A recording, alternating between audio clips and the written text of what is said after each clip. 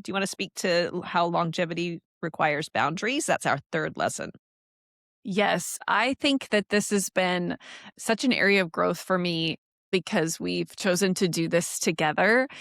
I think it's been exponential of my growth of boundaries around, hey, we're our own bosses. Like, no one's going to fire us. No one's going to get mad at us. We're not going to get a performance review. We need a weekend off. We need to take a break. We're allowed to do that. And I think having this experience now for a year, realizing that we were very intentional in creating certain boundaries. We even had moments where like, oh, we probably pushed it a little bit too much when we were doubling up around the holidays. We're like, oh, maybe we didn't have to do that, but we didn't turn on ourselves. We didn't have shame or anything about it. Mhm. It's been a constant growth that allowing boundaries in sort of like a lot of ways, I'm breaking the rules that I had in my head in order to make new rules that Yes. actually support this podcast, that would support our hearts, our bodies, our souls, our families. And it's been so good for me to have this experience with you. Yeah. The longevity requiring boundaries feels like I actually remember I had an idea one day. This was before we'd started recording, and I messaged you and I said, "What if we did seasons?" Yes. And I actually Googled it. I was like, "Do people do podcast seasons?" Because I'm going to tell on myself right now. I really don't listen to many podcasts. I rarely listen to podcasts, to be honest, but I was like, "Do people even do seasons in podcasts?" And Google was like, "Yeah, you can do it." And I was like, "Yes." And I said, "Des, let's do seasons," because that was something that was feeling a little bit daunting when I thought, "Oh my goodness, if we commit to a weekly podcast, we never get to take a break." Oh, that feels like a lot as a Yeah. mom with school-age kids, with basketball schedules and gymnastics, all the things going on. Thanks. I just was like, "This has got to feel like something that's sustainable," because I think we both knew from the beginning that this is something that was in our heart that we weren't just gonna dabble in. We were going to go as wholehearted as we could in the season we were in, and that's why I love that we got to make our own rules. And we said, "Okay, we're gonna do seasons." And it wasn't even like, "Okay, each season is going to be 12 weeks or 16 weeks or 20 weeks." We're just like, "We're gonna do a season, and when we need to take a break, we're gonna take a break, and then we're gonna do the next season, and then we're gonna do another season." And just making our own rules and choosing not to be a slave to an algorithm or embrace hustle culture or even give ourselves permission to pivot. We were actually going to start this season 3 a week earlier than we Mhm. actually did. And then stuff came up in our private lives and we're just like, we actually need to push this out a week. And you know what? We're not bad if we do. We're our own bosses here, so we actually get to make the rules. Yeah. And that for me, I'm going to tell the truth for me, we're 37 episodes in and I'm like, I'm just getting started because I feel like we've built the structures around ourselves to make this sustainable and Yeah. to not burn out. And that's where the longevity requires boundaries. If we had just Googled or chat GPT'd, okay, what do we need to do to have a successful podcast? It could have given us all these things, but without bringing in our humanity, our individual needs, our individual seasons into it, we could have gotten sucked into trying to meet some invisible standard that would have left us feeling burnt out and then potentially resentful and not wanting to do it anymore. Absolutely. I think if any listener who's doing anything could hear that, your capacity is the container that you Yes. can work with. What are boundaries that need to be in place for the longevity, for the momentum? And we've pivoted. We've really confronted so much in this year. I'm amazed at what we've discovered and then being able to keep pivoting and making new rules and creating the boundaries and structure so that we can keep going. I feel really proud of us for that. Especially for me, I used to be such a rule follower.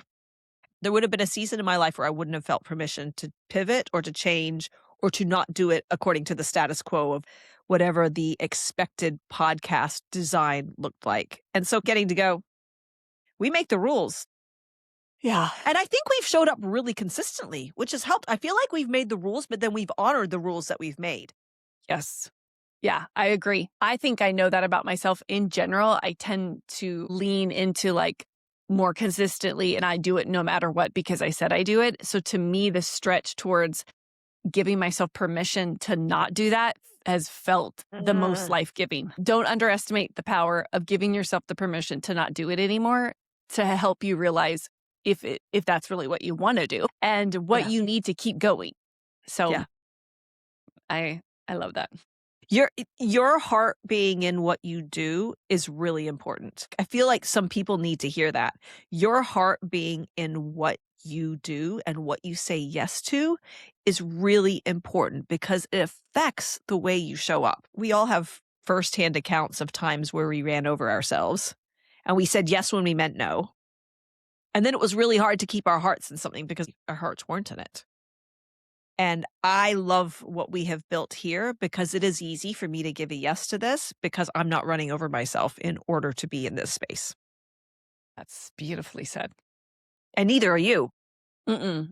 And I think too, as we look ahead to the future, this idea of collaborating with more people and kind of building Mhm. our podcast team, which is super Mhm. exciting. I think that that's one of the priorities, and the experience we've had thus far will only help us really create the structure that we Yes. need and then the team needs, and everyone can be feeling this autonomy and be able to work because they're connected to self and within those boundaries that they're needing. So, Yeah, it's the culture, isn't it? It's the culture we're yes. creating, the value system that we're choosing to abide by. Yeah.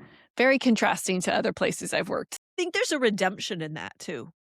There's a redemption in us building something according to what fits and not what is the guiding principle for somebody else that maybe fits really well for them. I feel proud of the way we've done that.